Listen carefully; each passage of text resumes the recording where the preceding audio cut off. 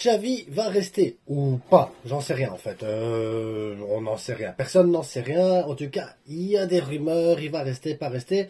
Je me suis dit, tiens, on va faire un petit bilan quand même de Xavi sur la dernière saison, réellement sur cette dernière saison, voir s'il faut ou non le prolonger. Alors commencez pas avec vos commentaires, je te vois déjà. Xavi, tactiquement, il est limité, Xavi, il est têtu, Xavi, c'est de la merde, Xavi, nanana.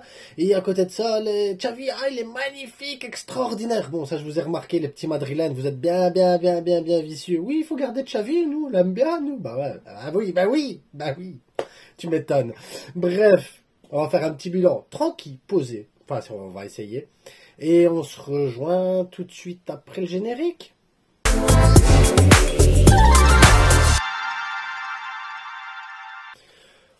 Il y a toujours un petit concours, voilà, il y a moyen de gagner le maillot de l'équipe de France. Allez dans la description pour voir comment gagner ce maillot. En attendant, on est parti pour la vidéo. Il est beau le maillot. Qu'il est beau.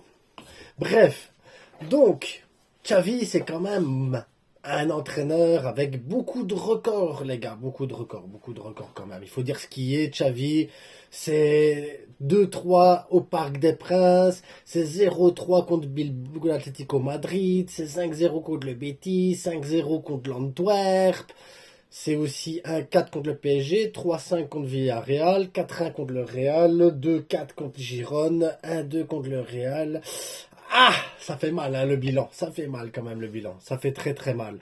Super Coupe, on a été en finale de Super Coupe d'Espagne pour se faire ridiculiser 4-1 et Vinicius nous a rappelé que on n'était pas si bon que ça. Quart de finale Coupe du Roi, après la quart de finale Coupe du Roi, bon, Yamal, Koubarsi, Baldé, Gouillou, Forte, voilà, t'as joué avec l'équipe des U16, mais bon, c'est pas grave. Quand même, quart de finale, ça prouve aussi que Xavi a utilisé beaucoup de jeunes joueurs, mais en même temps que notre effectif n'est peut-être pas au niveau de nos espérances. Ça n'excuse pas tout, hein, ça n'excuse pas tout.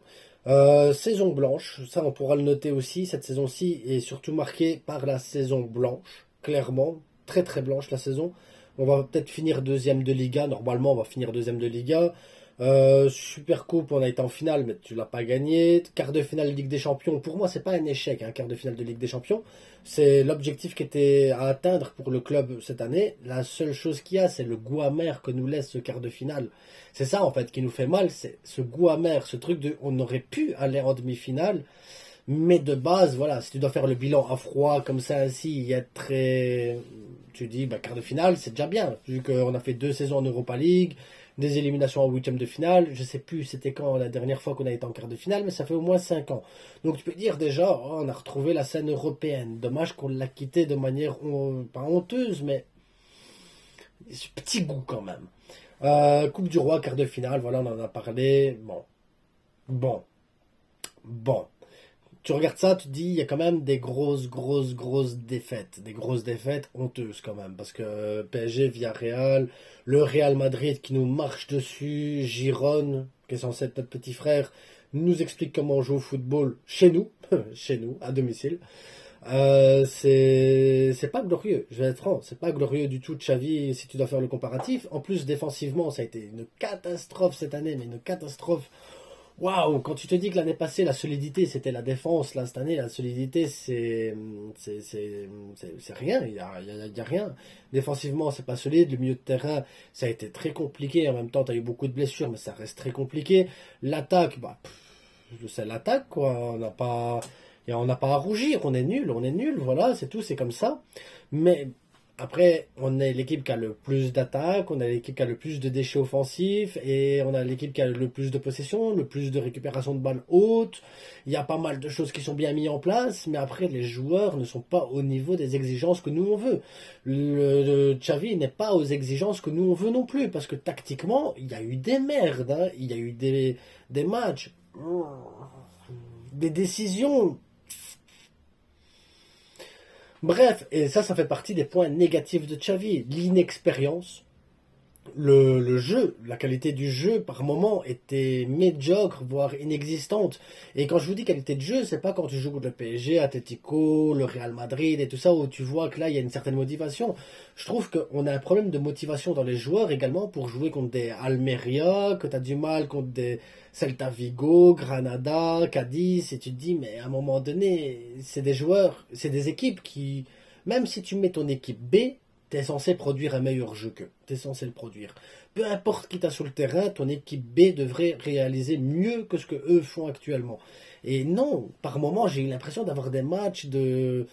T'avais l'impression que c'était deux équipes qui se battaient pour ne pas être reléguées. Tu te dis, mais tel Barça, tu peux pas avoir ce niveau-là. Donc pour moi, le jeu est un point négatif. Le comportement de Xavi aussi, tu peux pas avoir autant de cartons rouges, tu peux pas autant t'énerver. Oui, je suis d'accord que tu es sanguin. Moi, je suis sanguin, je suis très sanguin. Mais à un moment donné, pareil, tu dois montrer l'exemple à tes joueurs, tu dois être au-dessus de ça. Tu dois apprendre à être au-dessus de tout ça. Tu peux pas te mettre au même niveau que les joueurs, tu peux pas te mettre au même niveau, tu dois avoir une aura et tu dois être supérieur à tout ça, prendre un peu de recul et dire ok, l'arbitrage est dégueulasse, ok, il y a des erreurs, ok, ça va pas, ok, le joueur il sait pas faire un contrôle de balle, ah, lui c'est Oriol Romeo, ah, tiens, Lewandowski, ouf, catastrophique. Et tu dois être au-dessus de tout ça et travailler sur toi-même et travailler sur ton groupe pour améliorer les axes d'amélioration à avoir. Tu sais, tu as une défense qui est hyper solide la saison passée. Et cette année, c'est catastrophique. Qu'est-ce qui a fait que la saison passée, ça a été super? Qu'est-ce qui fait que cette année, ça ne va pas? Comment remédier à ce problème-là avec ce que tu as dans ton effectif? Et là, c'est encore un problème, c'est le manque d'idées aussi de Xavi pour pouvoir résoudre certains problèmes. Ça va avec l'inexpérience, ça va avec le jeu, ça va avec le comportement. Et tout ça est lié les uns avec les autres. Et pas suffisamment de risques. T'as pas de 6, t'as du 6 avec la B. À un moment donné, voilà, ton attaquant neuf, il marque pas, va chercher un neuf qui a la B. Marc Gouillou, il t'a marqué des buts, Victor Roquet t'a marqué des buts, mets les deux là en concurrence, mets Robert Lewandowski dans le frigo un petit peu, et tu lui dis, quand tu auras envie de marquer et de jouer au football, bah, il n'y a pas de problème. Joe Félix, pareil, t'arrives pas à le motiver, t'arrives pas à le... Après, aucun entraîneur du monde n'a réussi à le motiver, hein. Aucun. Qu'on commence pas à dire, ouais, mais c'est parce que Xavi... Non, il n'y en a aucun qui a réussi à motiver Joe Félix. Rien à voir avec Xavi. Mais des gars comme ça, bah, tu les fous sur le banc encore plus longtemps et tu mets des gamins à la place, c'est tout, c'est pas grave. Moi, j'en veux pas à un entraîneur qui essaye, qui fait avec ce qu'il a, qui se dit, tu sais quoi, j'ai pas eu ce que je voulais, je vais aller chercher ce qu'il y a à la baie. Ça plante, c'est pas grave parce que tu auras essayé des choses. Là, ici, c'est compliqué. On a trop eu Oriol Romeu, on n'a pas eu assez longtemps Christensen. Après, Christensen a été blessé aussi la moitié de la saison, les gars. Il ne faut pas oublier qu'en numéro 6, oui, on le veut depuis le début de saison, mais il a été beaucoup blessé. Frenkie, beaucoup blessé. Pedri, beaucoup blessé. Là, tu vas peut-être renouveler Sergi Roberto. Moi, après, ça me dérange pas. Sergi Roberto me pose pas de problème.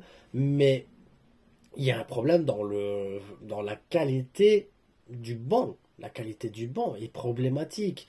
Donc maintenant, il y a quand même des points positifs avec Xavi. Son exigence salariale, qui est le point le plus important pour notre direction.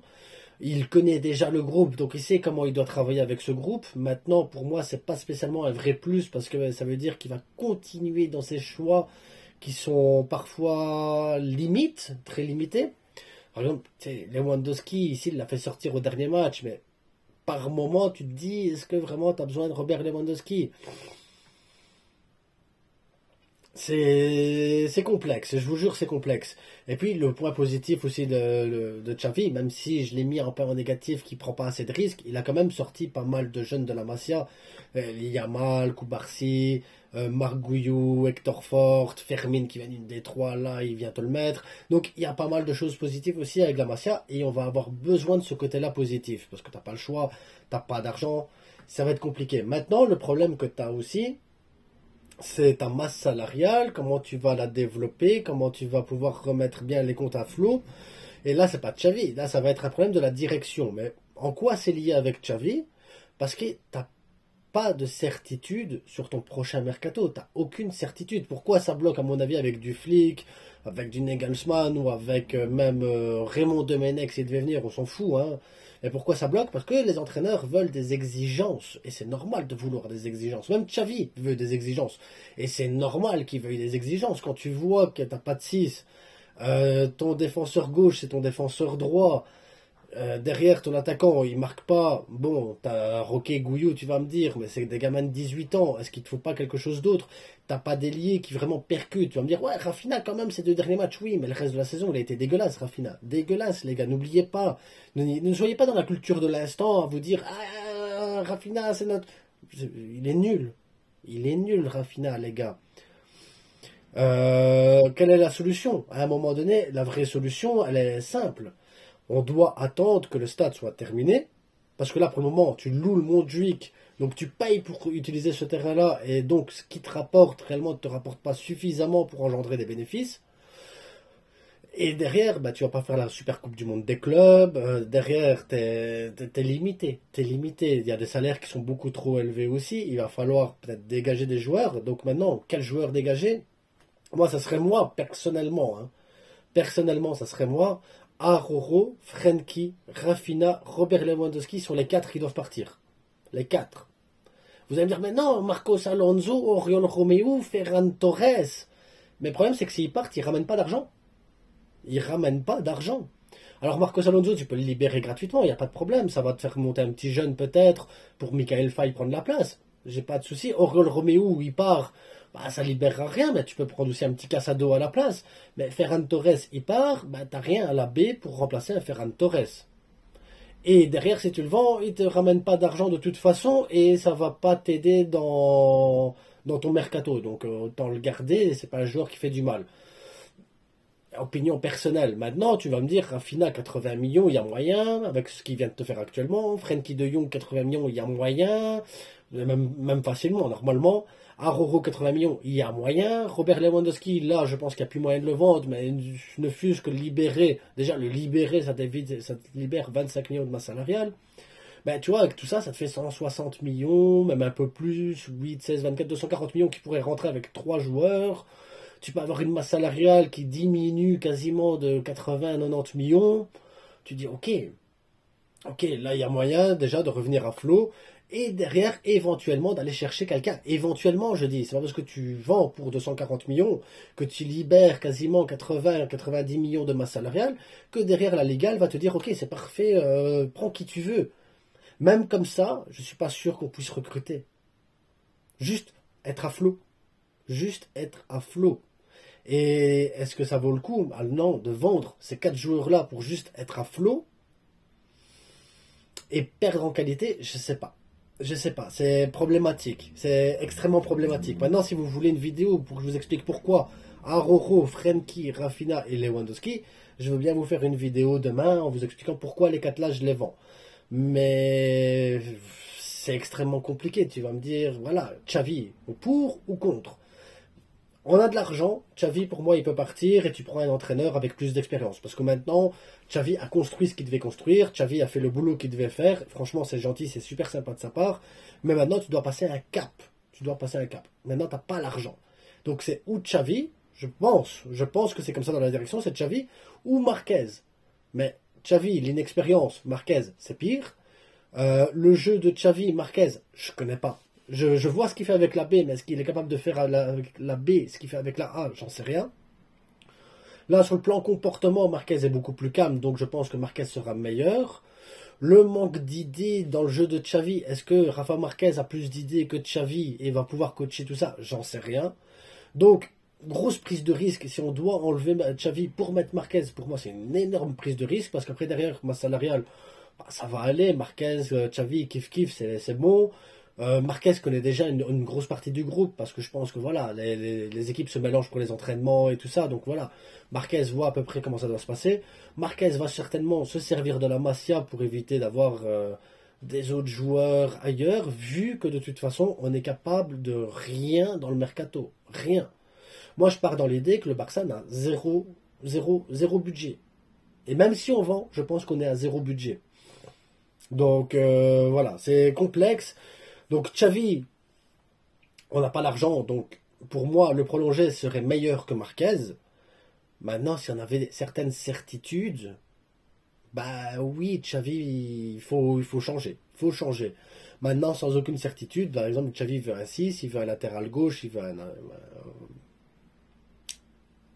À moins qu'on cotise tous, ce qui m'étonnerait fortement, je pense que c'est compliqué. Je pense que c'est extrêmement compliqué. Mais voilà. Voilà, moi, ça, c'était mon opinion à moi. C'est plus complexe qu'un oui, c'est plus complexe qu'un non. Mais il faut nuancer. Il faut tout nuancer, les gars, à un moment donné. Parce que c'est pas si simple de venir et de dire oui, non. Non, c'est pas si simple. En attendant, n'oubliez pas le plus important, c'est que du foot. Parce que ça reste que du foot. Et il y a ce maillot à gagner. Wouh!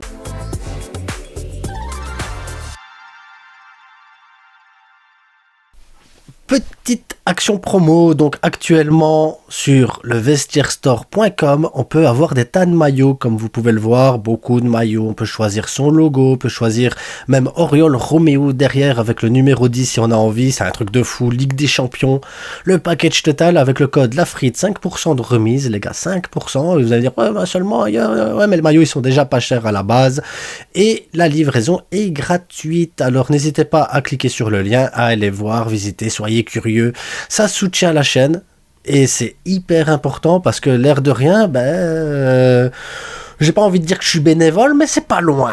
Donc merci à vous, bientôt les 10 000, n'oubliez pas, il y aura des maillots tous les mois à gagner, en tout cas si le partenariat poursuit, donc je compte sur vous, je compte énormément sur vous les gars, vraiment un grand merci et on se retrouve bientôt.